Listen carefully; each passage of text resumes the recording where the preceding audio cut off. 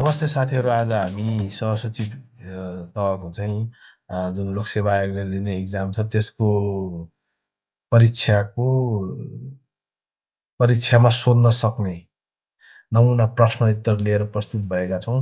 जुन चाहिँ हामीले आज 4 वटा क्वेसन मध्ये पहिलो प्रश्न 1 नम्बर क्वेसन चाहिँ हल गर्ने प्रयास गर्नेछौँ। इक्जाम पोइन्ट अफ भ्यूबाट चाहिँ कसरी एन्सर गर्ने, के कुरामा ध्यान दिने, राइटिङ स्ट्राटेजी कस्तो हुने र प्रश्न पढ्दै गर्दाखेरि के कुराहरूमा फोकस्ड हुने भन्ने विषयमा आज हामी छलफल गर्छौँ। यसै गरी अन्य प्रश्नहरू पनि तपाईँको सिरिजको रूपमा आउनेछ। त्यस कारणले ध्यान दिएर सुनिदिनु होला र केही फिडब्याक भए सजेसन दिनु होला।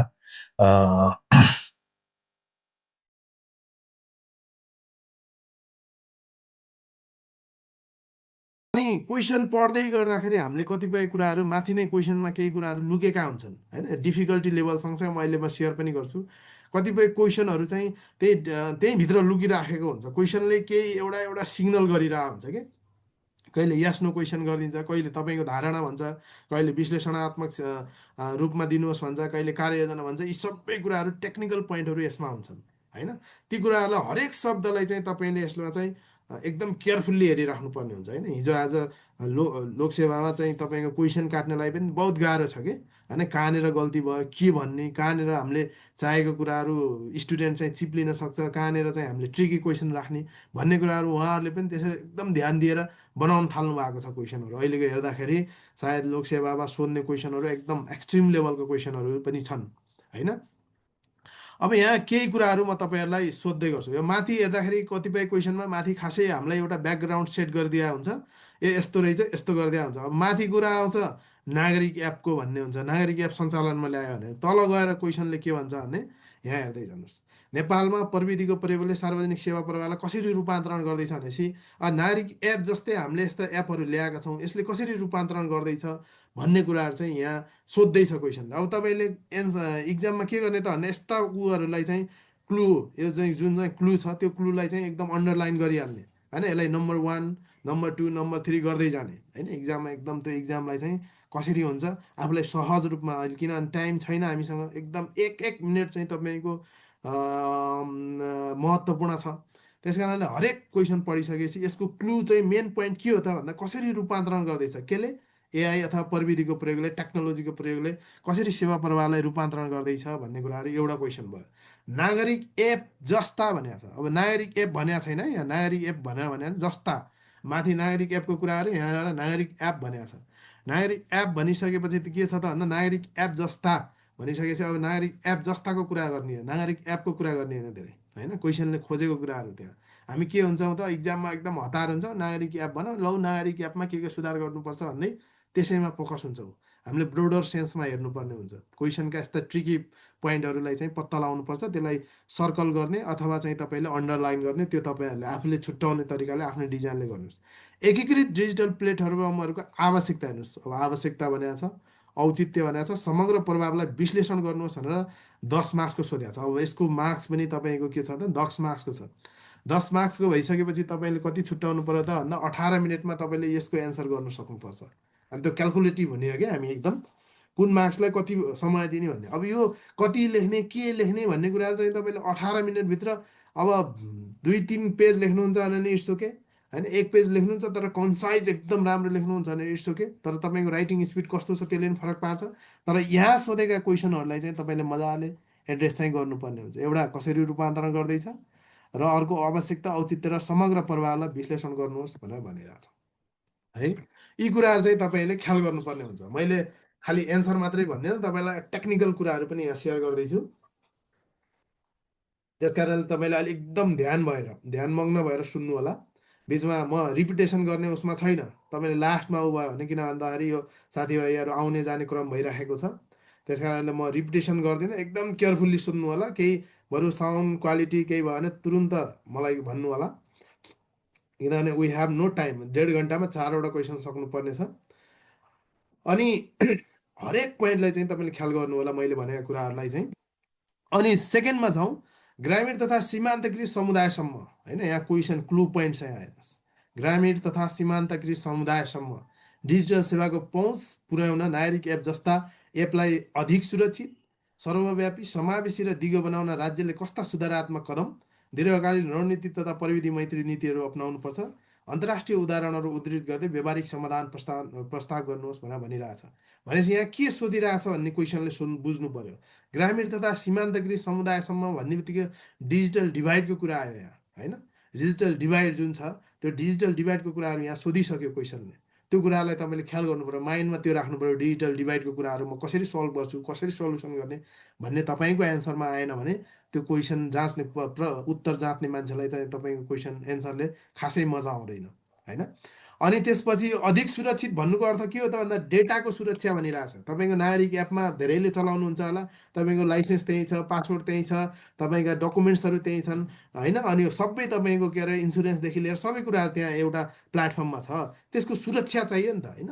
भोलि तपाईँको डाटा एक्सेस गरेर तपाईँको डेट अफ बर्थ र नाम थाहा भयो भने, तपाईँको सरनेम र डेट अफ बर्थ थाहा भयो भने तपाईँको ब्याङ्क एकाउन्ट ह्याक हुनसक्छ, होइन? इजिली एक्सेस हुनसक्छ, होइन? ती कुराहरूलाई चाहिँ यहाँ क्वेसनले रेज गरिरहेछ। फ्ल्यागिङ इस्युहरू यहाँ हेर्नुपर्ने हुन्छ। अधिक सुरक्षित, डाटाको सुरक्षा, सर्वव्यापी, सबैको एक्सेसमा, समावेशी, इन्क्लुसिभ भनेको छ, र दिगो बनाउन एप बनायो तर डिजिटल के अरे डिजिटल एक्सेस छैन कि डिजिटल ट्र्याप जस्तो बन्न सक्छ भोलिको दिनमा। एउटा एप बनायो, बन्द गरिदियो, छोडिदियो, राज्यको लगानी पनि खेर गयो, एउटा बानी पनि बिगारिदियो मान्छेहरूको, र त्यसलाई कन्सिस्टेन्सी पनि दिन सकिएन भने त्यो राम्रो भएन, होइन? एकातिर राज्यको स्रोतको दोहन भयो, अर्कोतिर चाहिँ त्यो के भयो भन्दा त्यसले राम्रो प्रतिफल ल्याउन सकेन। भनेपछि यो कुरालाई पनि फ्ल्यागिङ इस्युको रूपमा ल्याएको छ। यो क्वेसन के हो भने तपाईँको एकदम सोचेर सम्झेर बनाएको छ, होइन? यसमा हरेक लेभलको, किनभने यो तपाईँको इक्जाममा सोद्धा यति गहिरिएर सोध्दैन, किनभने यति लामो सोध्दैन, किनभने यो जति पनि हामीले गरिरहेछौँ यो कुराहरू चाहिँ एकदम हार्ड लेभलको, अलिक टफ लेभलमै छ, होइन? हुन त यो क्वेसन मोडरेट लेभलको हो, तर के छ भने यसो यति धेरै लामो सोध्दैन इक्जाममा। मैले के गर्न खोजेको भने यो क्वेसनले चाहिँ तपाईँको यस्तो खालको क्वेसन आयो भने जुन एङ्गलबाट पनि, तपाईँ जुन डाइमेन्सनबाट पनि सोध्यो भने पनि तपाईँले यसलाई एन्सर गर्न सक्नुहोस् भनेर यो क्वेसनको सेटअप गरे हो। यो यसरी तपाईँको दिया हुन्छ। अनि यसमा यो क्वेसन वेटेजलाई हेर्नुपर्ने हुन्छ। हिजो माथि 10 दियो, तल 15 दियो। 10 र 5 भनेपछि यसलाई चाहिँ तपाईँको 10 बनायो, र तल्लो भागलाई चाहिँ उसले अन्तर्राष्ट्रिय उदाहरणलाई पनि उसले 5 मार्क्स दिएको छ। भनेपछि तपाईँले अन्तर्राष्ट्रिय उदाहरण नदिइसुकै छैन। भनेपछि अब यहाँनिर अब एन्सरमा जाउँ, है? यो प्रश्न नम्बर 1 को उत्तरमा यो मोडरेट लेभलको क्वेसन हो। डिफिकल्टी, डी भने डिफिकल्टी, एम मोडरेट लेभलको क्वेसन हो, डिफिकल्टी, होइन? यो चाहिँ तपाईँले यस्तो खालको क्वेसनहरू चाहिँ एभरेजमा तपाईँको 2टादेखि 3टासम्म सोध्न सक्छ लोकसेवामा, होइन? मोडरेट लेभलका 2टा जस्तो देखिन्छन् सहसचिवमा। अनि एउटा इजी क्वेसन सबैलाई थाहा भएको एउटा क्वेसन हुन्छ, एउटा चाहिँ 2टा चाहिँ मोडरेट लेभलको हुन्छ, र एउटा जस्तो तपाईँको एउटा हार्ड लेभलकै क्वेसन हुन्छ। प्रायः जस्तो हेर्नुभयो भने तपाईँहरूलाई युनिक लाग्नेहरू कहिलेकाहीँ त्यस्तो हुनसक्छ। ल, अब यसमा जाउँ एन्सरमा। नेपालमा प्रविधिको प्रयोगले सार्वजनिक सेवा प्रवाहलाई कसरी रूपान्तरण गर्दैछ भन्ने कुरा पहिलो क्वेसन हो। नागरिक एप जस्ता एपको हेर्नुहोस् है, यहाँ एन्सर मैले हाइलाइट गरिदिएको छु, तपाईँहरूलाई यो नोटहरू आउँछ। यो नोट चाहिँ तपाईँले हाम्रो यो एकाडेमीले चाहिँ तपाईँलाई प्रोभाइड गर्छ। आवश्यकता, औचित्य र प्रभावको विश्लेषणलाई 10 मार्क्स दिएछौँ, 10 अङ्कको हो यो एन्सर हामीले एन्सर लेख्दा यो लेख्थेनौँ, यो तपाईँलाई जस्ट अहिले यो अन्डरस्ट्यान्डिङ लेभलको लागि चाहिँ तपाईँलाई रिमाइन्डरको रूपमा लेखिया। र मैले यहाँ ब्राकेटमा दिइराखेको छु केही कुराहरू।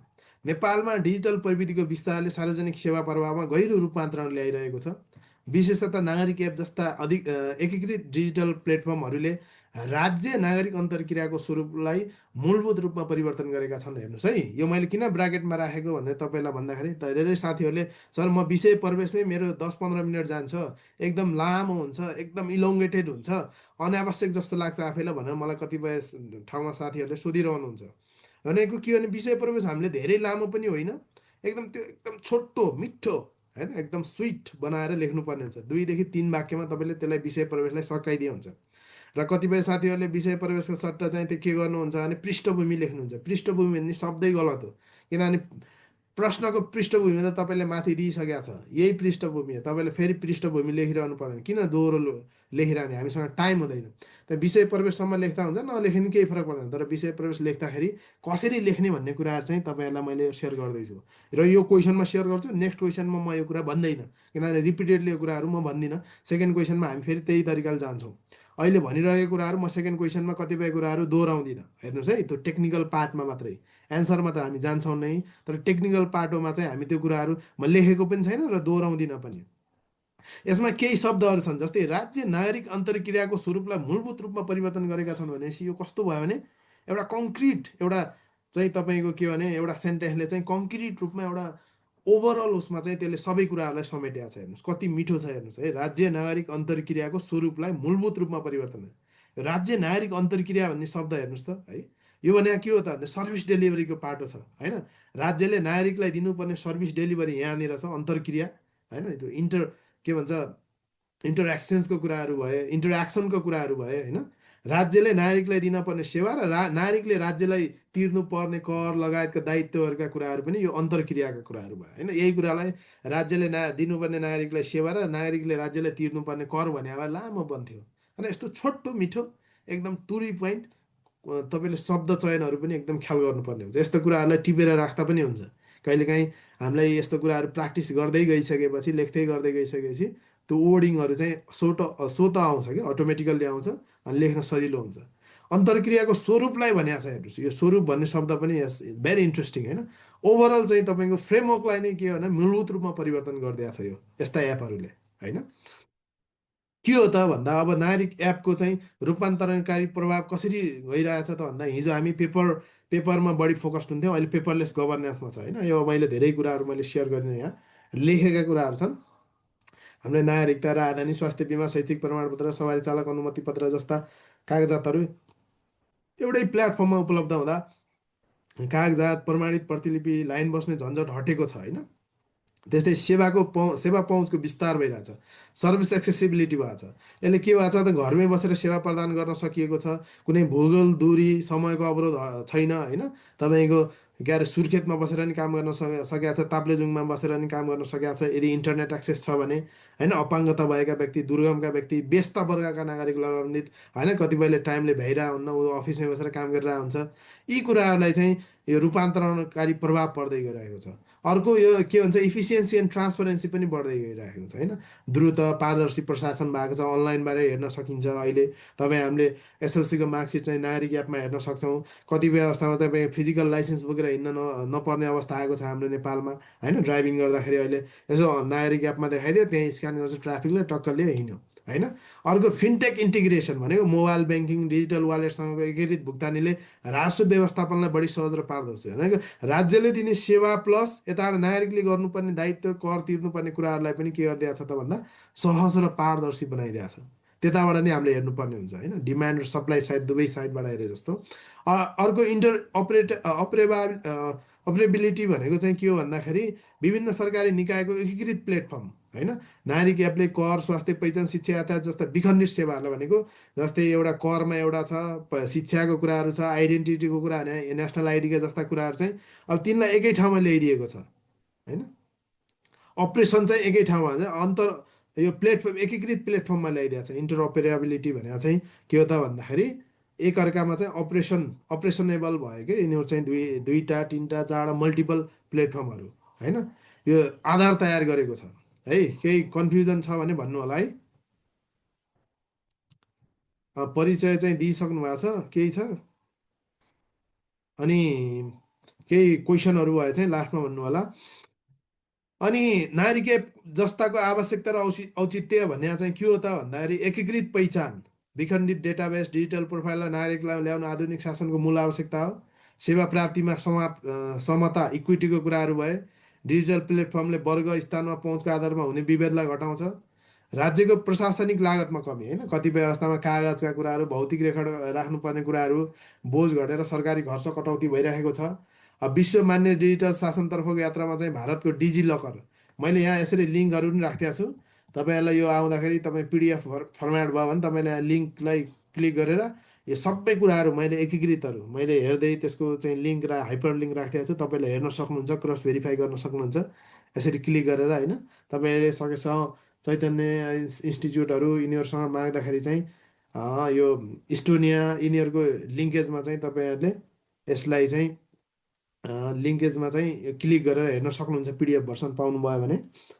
अनि यो समग्र प्रभाव के भइरहेछ त भन्दा सेवा प्रभावकारितामा वृद्धि, सेवाको समय, लागत, जोखिम, त्रुटि, मानव आधारित हेरफेर उल्लेखनीय रूपमा घटेको छ होइन। भनेको कहिलेकाहीँ मान्छेले घुमाइदिन्छ नि त, त्यो कहिलेकाहीँ केयरकार गरिदिने, कहिले डाटा चेन्ज गरिदिने, कहिले रामबहादुर लेख्ने थाहा श्यामबहादुर लेखिदिने, यी कुराहरूलाई उल्लेखनीय रूपमा घटाइदिएको छ यसले होइन। Still we have to go far होइन, हामीले अझै गर्नुपर्ने छ। तर के चाहिँ हो भने यो कुराहरू चाहिँ यी ह्युमन इररहरू चाहिँ त्यो के भएको छ भन्दाखेरि घट्दै गइरहेको छ। नागरिक राज्य र सम्बन्धमा विश्वास निर्माण भइरहेको छ, जसले के गर्दा पारदर्शिता बढाएको छ होइन। मान्छेहरूले कम्तीमा अनलाइन बसेर चाहिँ त सेवा पाइन्छ भनेपछि होइन, पारदर्शिता भइसकेपछि अनलाइनबाट हेर्न पाइसकेपछि मान्छेलाई धेरै सम्झाइ बुझाइ राख्न परेन नि त, सिस्टमले गर्ने भएपछि त अटोमेटिकल्ली चाहिँ तपाईँको के हुन्छ भने जस्तै लोकसेवाकै फर्म भर्दाखेरि तपाईँहरूले कम्प्लेन गर्नुहुन्न नि त होइन, सिस्टमले कहिले हो भन्ने कुराहरू त्यहीँ जेनेरेट गरिदिन्छ। आनन्द छ पारदर्शिता भइसकेपछि होइन। अनि डिजिटल अर्थतन्त्रका लागि आधारशिलाको रूपमा पनि यसको समग्र रूपमा प्रभाव पारेको छ। रणनीतिक उदयमान क्षमता हुन्छ, राष्ट्रिय परिचय पत्र, कर प्रणाली, स्वास्थ्य बिमासँग डेटा संयोजनले स्मार्ट शासन ढोकाको खोल्दैछ भनेर। यसरी प्रविधि नागरिक एप जस्ता उसले चाहिँ नेपालमा सार्वजनिक सेवा प्रवाहलाई द्रुत, पारदर्शी, सहज र आधुनिक बनाउँदै डिजिटल शासनको आधारभूत संरचना निर्माण गरिरहेका छन्। दोस्रो पार्टमा जाउँ। अब तपाईँहरूले यो फर्स्ट पार्टमा यति धेरै लेख्न सकिन्छ त सर भन्ने जस्तो नै हुनसक्छ। अब यति चाहिँ तपाईँले पढ्नको लागि बुझ्नको लागि गर्नु नै पर्ने हुन्छ, लेख्नै पर्ने हुन्छ। यति कुराहरू चाहिँ यदि सबै सकिएन भने नै यसलाई समग्रतामा तपाईँले एउटा अब यो लेख्ने कसरी त भन्दा प्याराग्राफ स्टाइलमा लेख्दा नि हुन्छ। तपाईँले यसरी एउटा बुदागत रूपमा लेखेर अनि त्यसलाई चाहिँ अलिकति एक्सप्लानेसन गरेर गर्दा पनि हुन्छ। होइन भने चाहिँ तपाईँले यसलाई चाहिँ प्याराग्राफ स्टाइलले लेख्दा पनि हुन्छ, जसरी लेख्दा पनि हुन्छ। तर कुरा चाहिँ छुट्नु भएन है, साथीभाइहरूलाई कन्फ्युजन हुनसक्छ नि त कसरी लेख्ने भन्ने कुराहरूमा। यसरी बुदागत रूपमा लेख्दाखेरि नि हुन्छ, तर यसलाई प्याराग्राफ स्टाइलले लेख्दा पनि हुन्छ। तर तपाईँले लेख्ने कुराहरू चाहिँ यस्तै यस्तै वरिपरि सेरोफेरोमा घुम्नु पऱ्यो होइन, के हो त भन्ने कुराहरू चाहिँ मेन क्रक्स चाहिँ आउनु पऱ्यो होइन। तपाईँले माथिको क्वेसनहरूलाई एक एक शब्दलाई ख्याल गरेर त्यसको एन्सर लेखिराख्नु पर्ने हुन्छ होइन। अब सेकेन्ड पार्टमा जाउँ। ग्रामीण तथा सीमान्तकृत समुदायसम्म डिजिटल सेवाको पहुँच विस्तार गर्न आवश्यक सुधार, रणनीति र प्रविधि मैत्री नीतिहरू भन्ने छ, 15 अङ्कको छ। यो क्वेसनले डिजिटल डिभाइडको कुरा गरे हो होइन। यो डिजिटल डिभाइडको कुरा आएर भोलि तपाईँले अरू कुनै क्वेसनहरू डिजिटल डिभाइडको कुराहरू आयो भने तपाईँले यो कुरा लेख्न सक्नु पऱ्यो, यहाँबाट तपाईँले आइडिया लिनु पऱ्यो होइन। यो कुराहरू चाहिँ 10+5 भनेको छ, यो तल अन्तर्राष्ट्रिय उसहरू छ होइन। यी कुराहरूलाई चाहिँ तपाईँले एकदम ख्याल गर्नु पऱ्यो। डिजिटल डिभाइड भन्ने बित्तिकै अब यो कुराहरूलाई पनि तपाईँले लेख्न सक्नुहुन्छ। एउटै क्वेसनले चारैतिर तयारी गर्न पुग्ने गरी मैले यो क्वेसनलाई सेट गरेको छु। सो नेपालमा डिजिटल सेवा व्यापक बनाउन उपकरण, पूर्वाधार, सिकाइ, सुरक्षा र विश्वास, यी 5 आधार स्तम्भ मजबुत हुन आवश्यक छ। हेर्नुहोस् है, यस्ता कुराहरूलाई चाहिँ टक्कै इक्जाममा हाइलाइट गर्ने अथवा तपाईँले अन्डरलाइन गरे नि हुन्छ। के हो भने तपाईँले लेखेको कुराहरू त्यो जाँच्ने मान्छे, उत्तर जाँच्ने मान्छेलाई सजिलो बनाइदिने हो क्या। एहे यसले लेखेको कुराहरू मैले चाहिँ राम्रोसँग बुझेँ अथवा कन्भिन्स भएँ भन्ने भएपछि त मैले चाहिँ एन्सरमा के अरे बढी मार्क्स दिन्छु होइन। होइन भने तपाईँले लेखेको कुराहरू एकदम जेरी घुम्या जस्तो घुम्या छ भने त्यो अर्थ हुँदैन। हेर्नुहोस् होइन, एकदम त्यो एकदम के भन्छ, त्यो बाटोमा हेर्दाखेरि माइल स्टोन जस्तो हुन्छ नि, कहाँ पुग्नु भएको छ साइन पोस्टहरू के, कहाँ पुग्दै हुनुहुन्छ भन्ने कुरा टक टक टक टक टक लेख्दाखेरि दिनुपर्ने हुन्छ होइन। इक्जाममा त्यो पोइन्ट त्यो जाँच्ने मान्छेलाई चाहिँ साइन पोस्टहरू दिइराख्नु पर्ने हुन्छ। अब त्यही कुराहरूलाई चाहिँ तपाईँले तल लेख्नुहुन्छ यसरी। सुधारात्मक कदमहरू के छन् त भन्दा प्रविधि पूर्वाधारको विस्तार, ब्रोडब्यान्ड 5G 4G नेटवर्क दुर्गम क्षेत्रमा, नेपाल टेलिकम एन्सेल र निजी साझेदारी मार्फत लास्ट माइल कनेक्टिभिटी। अब यहाँ क्वेसन आउन सक्छ के हो यो लास्ट माइल कनेक्टिभिटी भनेर चाहिँ अन्तिम बिन्दु के, जस्तै इन्टरनेटको पनि अन्तिम बिन्दु भनेर तपाईँ हो नि त। तपाईँले कस्टमर इनमा गएर चाहिँ तपाईँले त्यो सेवा प्रवाह लिइराख्नु भएको छ भने त्यो लास्ट माइल कनेक्टिभिटी हुनु पऱ्यो। दुर्गम क्षेत्रको नि एकदम दुर्गममा बस्ने मान्छेलाई पनि त्यो ब्रोडब्यान्ड पुग्नु पऱ्यो, प्रविधि पूर्वाधारको विस्तार हुनु पऱ्यो त्यहाँसम्म भने। अनि सस्तो इन्टरनेट योजनाहरू, rural house hold friendly tariff मार्फत भने एकदम महँगो हुनु भएन। अहिले नेपाल टेलिकमले ल्याएको छ नि 4,900 प्लस कतिको विद्यार्थीलाई चाहिँ सब्सक्रिप्सन गऱ्यो भने 1 वर्षसम्म फ्री भनेर। यस्तै rural house hold friendly tariff के, अब दुर्गम क्षेत्रका लागि चाहिँ अलिक कममा दिने हो कि होइन, त्यहाँ इन्कम जेनेरेसन कम हुनसक्छ, उनीहरूलाई सस्तो रूपमा दिने हो कि, त्यस्ता खालका प्लानहरू योजनाहरू बनाउनु पर्यो। अनि डिजिटल सामुदायिक केन्द्र कम्युनिटी आइसिटी हबहरू पनि बनाउनु पर्यो। स्थानीय तहका कार्यालयहरू, विद्यालय, गाउँपालिकाका केन्द्रहरूमा सर्भिस कियोस्क स्थापना गर्ने होइन।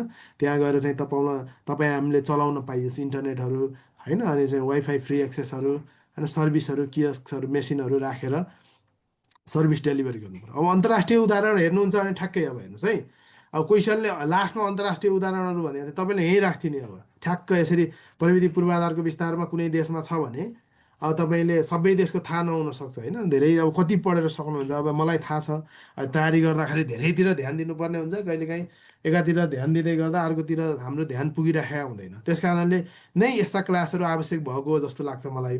यस्ता कुराहरू धेरै हदसम्म हामीले सम्झ्यौँ भने इक्जाम पोइन्ट अफ भ्यूबाट लेख्न सकिन्छ होइन, त्यसको एन्सर दिन सकिन्छ भन्ने जस्तो लाग्छ मलाई।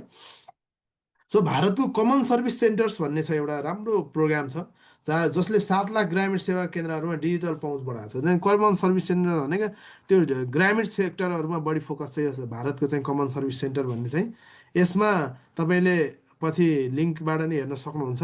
कमन सर्भिस सेन्टर भनेको त्यहाँ चाहिँ कस्तो भने ग्रामीण सेक्टरमा चाहिँ यो एकदम अहिले यसले चाहिँ एउटा आइसिटी इनोभेसन जस्तो एकदम त्यहाँबाट पुरस्कृत पनि भएको छ भारतीय सरकारबाट। यो ग्रामीण क्षेत्रमा गएर त्यहाँको नागरिकहरूले जसलाई चाहिँ भनौँ न यो डिजिटल लिट्रेसीको रेट कम छ, उहाँहरू गएर त्यहाँ सहयोगी मार्फत अथवा आफै पनि एकदम इजी एक्सेस भोइस मार्फत होइन, अब चाहिँ तपाईँको एकदम कमन ल्याङ्ग्वेज हिन्दी ल्याङ्ग्वेज मार्फत त्यहाँ चाहिँ कमन सर्भिस सेन्टरहरूमा गएर सेवा प्रदान भइराखेको छ होइन। यो प्रविधिको पूर्वाधार कहाँ गरिरहेको छ त भन्दा ग्रामीण सेवा केन्द्रहरू भनेको चाहिँ ग्रामीण क्षेत्रमा गरिरहेको छ होइन। अनि दोस्रो पाटोमा जाउँ, सुधारात्मक कदम कसरी गर्न सकिन्छ भन्दा सबै सेवाको पूर्ण एकीकरण भने इन्टरअपरेबिलिटी भने चाहिँ फुल इन्टरअपरेबिलिटी भने चाहिँ नागरिक एनआइडी, राजधानी, कर, स्वास्थ्य, शिक्षा, सामाजिक सुरक्षा भत्ता सबै सेवा एकीकृत नागरिक प्रोफाइलमा ल्याउने। जस्तै अहिले एनआइडी मार्फत भोटर आइडी कार्ड चाहिँ गराउने भनेर भन्यो नि, हो ठ्याक्कै त्यही हो होइन। एउटा क्लिकमा चाहिँ अहिले 5 मिनटमा चाहिँ तपाईँको, मैले पनि ट्राई गरेँ, मतदाता चाहिँ त्यो लिङ्केज गर्न मिल्दो रहेछ होइन। ठ्याक्कै एनआइडी नम्बर हालेपछि सबै उसले डाटा साटा उसको त्यो सबै एक क्लिकको भरमा यता इन्टरअपरेबिलिटी भयो क्या, जस्तो एपिआई सेयर गरे जस्तो। एप्लिकेसन प्रोग्रामिङ इन्टरफेस भन्छ, बेस्ट इन्टिग्रेसन मार्फत सबै स्थानीय तहका सबै सेवालाई अनिवार्य रूपमा। जस्तै अहिले हामीले एनआइडी बनाउँदा बायोमेट्रिक दिएका छौँ, सबै दिएका छौँ भनेपछि अब पासपोर्ट बनाउँदा पनि त्यही कुरालाई ठ्याक्क 1 क्लिकमा जोड्नु पऱ्यो क्या। मैले पासपोर्टको फर्म फेरि भरिराख्नु परेन, नपरोस् होइन। त्यो ठ्याक्कै एनआइडी नम्बर हाल्ने, पासपोर्टको सबै डिटेल त्यहीँ जान्छ, मेरो बायोमेट्रिक पनि सबै दिन्छ। त्यहाँ फोटो मात्रै एउटा खिचेर हालिदियो भने, पैसा तिर्ने पनि अनलाइन भइदियो भने किन लाइन बस्नु पऱ्यो होइन। त्यो मेरो पासपोर्ट कहिले प्रिन्ट हुन्छ भन्ने कुराहरू पासपोर्ट विभागले अथवा हाम्रो सम्बन्धित निकायले भनिदिए पुगिहाल्यो नि त होइन। त्यस्तो खालको फुल इन्टरअपरेबिलिटी बनाउनु पऱ्यो क्या। त्यसरी चाहिँ सुधार गर्न सकिन्छ भन्ने क्वेसनको एन्सर हो है। अनि एस्टोनिया भन्ने, अब इस्टोनिया भन्ने धेरै उदाहरणहरू दिइएको छ। इस्टोनिया भने 99.99% चाहिँ तपाईँको ई गभर्नेन्समा गएको कन्ट्री हो यो होइन। त्यहाँ चाहिँ अब ई इस्टोनिया भन्ने एउटा चाहिँ तपाईँको एउटा गभर्मेन्टको इनिसिएसन छ। त्यो इनिसिएसनमा यो एक्स रोड सिस्टम भन्ने एउटा भित्रको त्यो एउटा भनौँ न प्रोग्राम हो, जसले सबै सरकारी डाटाबेसलाई एकअर्कासित सुरक्षित तर खुला रूपमा राखेको छ है। मैले यसलाई बिचबिचमा के अरे सच्याउँदै पनि जान्छु, कतिपय स्थानमा टाइपिङ एररहरू भएको छ। सो अब त्यस्तै गोपनीय र तेस्रो नम्बरमा गोपनीयता र डेटा सुरक्षामा विश्वसनीयता निर्माण भनेको छ। डिजिटल डेटा संरक्षण एन्ड डाटा प्रोटेक्सन एक्ट इनेक्टमेन्ट भनेको छ। यो भने के हो त भन्दा अहिले हाम्रो जस्तो थर्ड वर्ल्ड कन्ट्रिजहरू भन्छ त्यस्तोमा चाहिँ डाटा प्रोटेक्सनको कुरा एकदम सिरियस इस्यु बनेर गएको छ होइन। तपाईँ हाम्रो सबै डाटाहरू छ होइन, त्यो डाटाहरू चाहिँ केही कतैबाट चाहिँ लिकेज हुने सम्भावना रह्यो भने त्यसले चाहिँ ठुलो हानि पुर्याउन सक्छ। तपाईँ हाम्रो डाटाहरू चाहिँ भल्नरेबल हुनसक्छ। जस्तै कोरियाको हिसाब हेर्ने भने तपाईँको पिपा भन्ने छ, पर्सनल इन्फर्मेसन प्रोटेक्सन एक्ट भन्ने छ। त्यो 2011मा बनाएको, भनेको आजभन्दा लगभग भनौँ न 14-15 वर्ष अगाडि चाहिँ उनीहरूले डाटा पिपा भन्ने बनाइसकेका छन्, personal information protection act Pippa भन्ने बनाइसकेका छन्। त्यस्तो खालको कानुन चाहिँ हाम्रो देशमा पनि आवश्यक छ क्या, डिपिएफ डाटा प्रोटेक्सन एक्ट भनेको। जस्तै हाम्रो नागरिक एप होस्, अन्य जुनसुकै सेक्टरमा हामीले भने प्राइभेट ब्याङ्कहरूमा राखेका कुराहरू, ब्याङ्कको एप्लिकेसनहरूमा राखेका डाटाहरू चाहिँ सुरक्षित हुनु पऱ्यो। त्यसलाई कसरी गर्ने त भन्दा ऐन नै बनाएर त्यसलाई चाहिँ संरक्षण गर्नुपर्छ भन्ने कुराहरू चाहिँ यसमा रहिरहन्छ। नागरिकलाई आफ्नो डेटा कुन संस्थाले कहिले हेरेको भन्ने लक ट्रान्सपरेन्सीको सुविधा चाहियो क्या। जस्तै मेरो डाटा नागरिक एपमा राखेको छ भने अरू कसैले एक्सेस गरिरहेको छ भने त्यो एक्सेस चाहिँ के अरे मैले चाहिँ त्यो हेरिराख्नु पाउनु पऱ्यो क्या। भनेको त्यो एकदम ट्रान्सपेरेन्ट हुनु पर्यो भन्ने कुराहरू छ। अनि टु फ्याक्टर अथेन्टिकेसन भन्ने छ। यो भनेको जस्तै मोबाइलमा तपाईँले चाहिँ कहिलेकाहीँ इमेलको पासवर्ड भुल्नुभयो भने कहिलेकाहीँ मोबाइलमा त्यो पिन आउँछ नि, टु फ्याक्टर अथेन्टिकेसन भनेको त्यो हो। बायोमेट्रिक सुरक्षा भनेको तपाईँको फेसियल रिकग्निसन मार्फत मोबाइल खोल्ने, त्यस्तै आँखाको नानी मार्फत, हातको औँलाको छाप मार्फत चाहिँ तपाईँको डाटा एक्सेस हुने। इन टु इन इन्क्रिप्सन भनेको चाहिँ मैले यहाँबाट पठाएको मेसेज चाहिँ अर्को व्यक्तिले पढ्छ, जुनलाई पठाएको त्यो व्यक्तिले पढ्छ, बिचमा कसैले पढ्न सक्दैन। त्यो बिचमा चाहिँ के छ भने मैले पठाएको मेसेज चाहिँ लास्टको जसलाई पठाइएको सम्बन्धित व्यक्तिलाई मात्रै जान्छ, बिचकोले कसैले हेर्न सक्दैन, त्यो इन्क्रिप्ट गर्न सक्दैन भन्ने कुराहरू भयो। त्यो अनिवार्य गर्नुपर्छ भन्ने कुराहरू। यो डाटा सुरक्षा र गोपनीयतालाई चाहिँ तपाईँले इक्जाममा लेख्दाखेरि एकदम सिरियसली उठाउनु होला। यो एकदम किन भन्दा यो अहिलेको आवश्यकता हो नेपालको। यो कुरा आयो भने तपाईँको अलि एन्सर पनि अरूको भन्दा अलिकति राम्रो पनि हुन्छ र यो भएको कुरा तथ्य पनि हो। तथ्यलाई चाहिँ तपाईँले जोडदार रूपमा प्रस्तुत गर्नुपर्ने हुन्छ। युरोपको उदाहरणको रूपमा हेरिदियो भने युरोपको जेनरल डाटा प्रोटेक्सन रेगुलेसन भन्ने छ, जिडिपिआर भन्ने छ। यो तपाईँहरूले मैले लिङ्क पनि राखेको छु, जसले नागरिक डेटा संरक्षणलाई विश्वको उच्चतम मानक, यस्तो राम्रो छ यो जिडिपिआर भन्ने रुल्स एन्ड रेगुलेसन। तपाईँले वेबसाइटमा हेर्नुभयो भने यो नेपाल के अरे युरोपमा डाटा प्रोटेक्सनलाई यस्तो सिरियसली ल्याएको छ होइन। त्यो एक्ट हेर्नुभयो, रेगुलेसन हेर्नुभयो भने तपाईँहरूलाई अचम्म पर्छ होइन। त्यसरी चाहिँ आम नागरिकका सिभिलियन्सको चाहिँ डाटाहरू चाहिँ एकदम हाइली प्रोटेक्सन गरेर राखिएको छ कानुनद्वारा नै होइन। यो कुराहरूलाई चाहिँ तपाईँले उदाहरणको रूपमा दिन सक्नुहुन्छ। इक्जाममा तपाईँले अब डिटेल दिन सक्नुहुन्न होइन। यसरी चाहिँ भन्ने हो कि तपाईँले युरोपको जिडिपिआरले चाहिँ नागरिक डेटा संरक्षणलाई विश्वकै उच्चतम मानकमा पुर्याएको छ भनेपछि अब जाँच्ने मान्छेले त जिडिपिआर भनेको के हो भन्ने कुराहरू भनिरहनु परेन नि त। यो त हाई लेभलमा पुऱ्याएको छ भन्ने कुराहरू चाहिँ तपाईँले भनिदिनु भयो भने इक्जाममा सपोर्टिङ इक्जाम्पल्स जस्तो भयो। अब समावेशी डिजिटल साक्षरता कार्यक्रम भन्ने यो कुरा पनि अहिले डिजिटल डिभाइड होइन, जसरी अहिले एआईको चाहिँ तपाईँको प्रयोग भइराखेको छ त्यसरी नै चाहिँ तपाईँको कतिपय मान्छेहरूलाई चाहिँ नबुझेर होइन, तपाईँ हामीलाई कसैलाई पाइथन प्रोग्रामिङ आउला, कसैलाई आउँदैन होइन। हिजो हाम्रो बुवा आमाहरूलाई चाहिँ मोबाइल अब स्क्रिन टच चलाउन आउँदैन अझै पनि होइन। किन भन्दा अब यो लेभलको कुराहरू डिजिटल डिभाइड बढ्दै बढ्दै गइरहेछ। अब मेरो आमासँग मैले कुरा गर्नु पऱ्यो भने मैले चाहिँ उहाँलाई चाहिँ अब स्क्रिन टच दिएर होइन कि एकदम सिम्पल खालको मोबाइल दिएर, जसले रेडले थिच्यो भने काटिन्छ, ग्रिनले थिच्यो भने एक्सेप्ट हुन्छ भन्ने खालको दिनु पऱ्यो होइन। त्यो हाई लेभल एडभान्स खालको मोबाइल दियो भने उहाँलाई पनि गाह्रो पर्न सक्छ। त्यो डिजिटल डिभाइड त बढ्दै गइरहेको छ नि त होइन। त्यो कम्युनिकेसनलाई त असर गरिराखेको छ होइन। मेरो बुवा आमालाई भोलि हाम्रो छोराछोरीहरूले चाहिँ तपाईँले यति पनि पाइथन प्रोग्रामिङ पनि आउँदैन भनेर भन्दाखेरि के हुन्छ त होइन। त्यो डिजिटल डिभाइड बढ्दै जान्छ, इन्टर जेनेरेसनल डिजिटल डिभाइड पनि बढ्दै गइरहेको छ। यो कुरालाई तपाईँले फोकस गर्नुपर्ने हुन्छ होइन।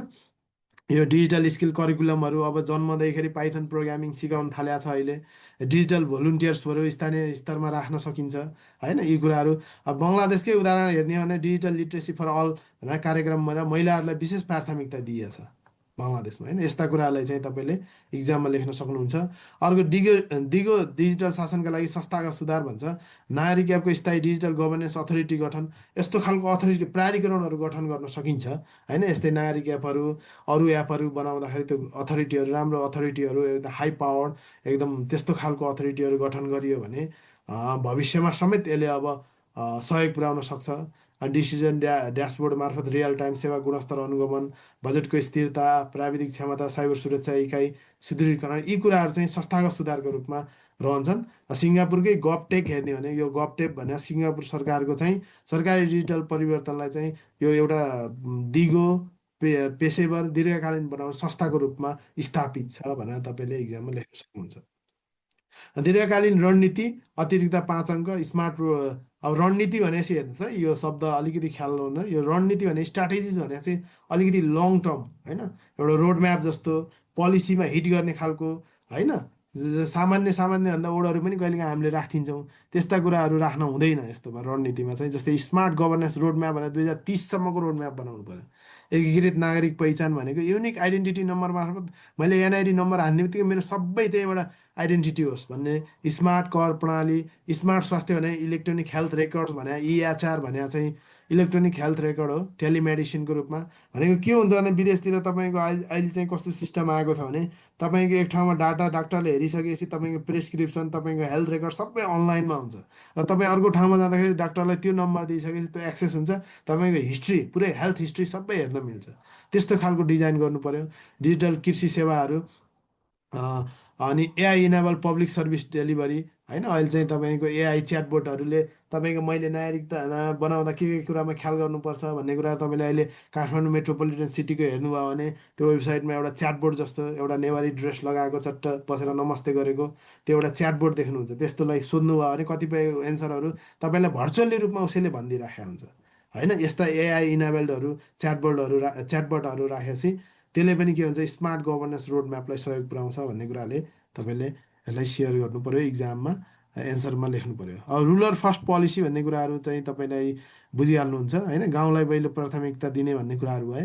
खुला डेटा नागरिक सहभागितामूलक डिजिटल शासन भन्ने छ। ओपन डाटा पोर्टलहरू राखिदिने, सिटिजन स्कोर कार्डहरू एपमै राख्ने, साइबर सुरक्षा इकोसिस्टम निर्माण, स्थानीय तहका आइटी आइटी अधिकारीहरूलाई व्यावसायिक रूपमा तालिम दिने, साइबर इन्सिडेन्ट रेस्पोन्स टिमहरू गठन गर्ने। भनेको के हो त भन्दा जहिले पनि अब अस्ति क्लाउड फेयरमा चाहिँ समस्या आयो, अब पुरै विश्वभरका चाहिँ तपाईँको वेबसाइटहरू डाउन भयो, तर त्यसलाई एक दिनभन्दा बढी लागेन कि क्लाउड फेयरले चाहिँ त्यति चाँडै सल्भ गरेर होइन। मिलियन्स अफ मिलियन्स चाहिँ तपाईँको वेबसाइटहरू चाहिँ डाउन भयो होइन। हाम्रै नेपालमा पनि कतिपय अनलाइन उयोहरू चाहिँ डाउन भएर सर्भिस दिनलाई नि गाह्रो भइरहेको थियो भनेपछि उनीहरूले एक दिनमै त्यसलाई सल्भ गरे होइन। त्यस्तो आउन सक्छ। त्यस्तोको लागि चाहिँ साइबर इन्सिडेन्ट रेस्पोन्स टिमहरू गठन गर्नु पर्यो। Public private partnership for digital transformation भन्छ। एकाडेमिक इन्डस्ट्री गभर्मेन्ट इनोभेसन इको सिस्टमहरू निर्माण गर्ने भन्ने कुराहरू भए। यी कुराहरूलाई चाहिँ तपाईँले अब सबै कुराहरू त इक्जाममा लेख्छु भनेर सम्भव पनि छैन। धेरै साथीहरूलाई लाग्छ होला यत्रो कसरी लेख्न सकिन्छ र भन्ने कुराहरू, तर के चाहिँ हो भने म्याक्सिमम् लेख्ने प्रयास गर्नुपर्ने हुन्छ होइन। हरेक डाइमेन्सनबाट एन्सरहरू लेखिएको छ, यो म्याक्सिमम् लेख्ने प्रयास गर्नुभयो भने अवश्य पनि तपाईँहरू चाहिँ इक्जाममा सक्सेस हुनुहुन्छ। अब मैले अब निष्कर्षमा जान्छु होइन। निष्कर्ष लेख्दा कसरी लेख्ने भन्ने हुन्छ। अब यो निष्कर्ष पनि के हो भने समय भएको भए त मजाले लेख्न सकिन्थ्यो, बुलेट रूपमा लेख्दा नि हुन्छ, जसरी लेख्दा नि हुन्छ, तर हामीसँग समय हुँदै हुँदैन। तपाईँले लेख्नु, तपाईँले जेसुकै भने पनि मैले पत्याउँदिनँ, किन भन्दा 45 मिनटमा हामी अब अहिले नै भन्दा बोल्दै गर्दा सर पढ्दाखेरि पनि हाम्रो लगभग लगभग आधी घन्टा खाइदिइसक्यो। लेख्दाखेरि सोचेर लेखेर त्यो एन्सरलाई तपाईँले एउटा फर्मेटमा ल्याउँदाखेरि इट टेक्स मोर देन तपाईँको 1 घन्टै लाग्छ एउटा क्वेसन सल्भ गर्नलाई, राम्रोसँग लेख्ने हो भने पनि होइन। त्यस कारण निष्कर्षलाई कसरी राम्रो बनाउने त मैले भन्दै पनि आएको छु, धेरै क्लासहरूमा सेयर गर्दै आएको छु। निष्कर्ष भनेको के हो भने यो चाहिँ तपाईँको लास्टमा तपाईँलाई दिइने त्यो खाना खाइसकेपछि लास्टमा चाहिँ तपाईँलाई गुलियो पदार्थ दिन्छन्, डेजर्ट हो। त्यो डेजर्ट जस्तै हो, टक्क मिठो भयो भने त्यो तपाईँले खाना खाएको कुरा पनि एकदम मिठो लाग्छ। त्यो एकदम खतम पऱ्यो भने डेजर्ट चाहिँ के हो भने त्यो तपाईँले खाना राम्रो खानु भएको छ भने नि त्यो डेजर्टको कारणले तपाईँको सबै बिग्रिन सक्छ हो। त्यो कुरालाई चाहिँ तपाईँले ख्याल गर्नु पर्यो। निष्कर्ष नागरिक एप जस्ता डिजिटल एप नेपालमा डिजिटल शासनको मूल आधारशिला बन्दै गएका छन्, जसले सेवा प्रवाहलाई छिटो, छरितो, पारदर्शी, किफायती र नागरिक मैत्री बनाएको छ। यद्यपि ग्रामीण र सीमान्तकृत क्षेत्रसम्म यसको प्रभावकारी पहुँच पुर्याउन पूर्वाधार, सुरक्षा, साक्षरता, संस्थागत क्षमता र दीर्घकालीन रणनीति मजबुत हुन अत्यन्त आवश्यक छ। अन्तर्राष्ट्रिय उत्कृष्ट अभ्यासलाई आत्मसात गर्दै नेपालले डिजिटल शासनलाई दिगो रूपान्तरणको केन्द्र बनाउने ठुलो सम्भावना राख्छ। हेर्नुहोस् है, अब यहाँ दुईवटा वर्ड छन्। एउटा ठुलो सम्भावना छ, एउटा चाहिँ के भनेको छ त भन्दा आदर्शिला बन्दै गएका छन् भनेर त चाहिँ तपाईँको यही दुईवटा पोइन्टलाई तपाईँले सम्झे हुन्छ इक्जाम पोइन्ट अफ भ्यूबाट। इक्जाम पोइन्ट अफ भ्यूबाट भन्दा माथिको कुरालाई तपाईँले 1 सेन्टेन्समा चाहिँ समराइज गर्नुभयो। एउटा चाहिँ भोलि सम्भावनाको कुरा भनिदिनु भयो होइन, प्रोभाबिलिटीको कुराहरू भनिदिनु भयो। भोलि यसो गऱ्यो भने यसो हुन्छ भनेर भनिदिनु भयो होइन। सम्भावना, ठुलो सम्भावना राख्छ भनेर तपाईँले वे फरवार्ड जस्तो देखाइदिनु भयो। भोलि यस्तो गर्नुपर्छ भन्नुभयो भनेर तपाईँले त्यो सम्भावनायुक्त कुराहरूलाई पनि सेयर गरिदिनु भयो भनेपछि यसरी हो निष्कर्षलाई चाहिँ तपाईँले फाइनलाइज गर्ने है। अब यहाँ केही क्वेसनहरू आएका छन्, तिनलाई मैले लास्टमै सल्भ गरौँला। इ गभर्नेन्स भर्सेस डिजिटल गभर्नेन्स के हो भन्नुभएको छ होइन। गभर्मेन्ट सिटिजन इन्टरफेस भन्नुभएको छ। यी सबै लास्टमा सेयर गरौँला टाइम रह्यो भने। अब यो तपाईँको कतिपय क्वेसनहरू तल तपाईँले सोधेको क्वेसनहरूको एन्सर नेक्स्ट क्वेसनसँगै जोडिएका कुराहरू पनि छन्।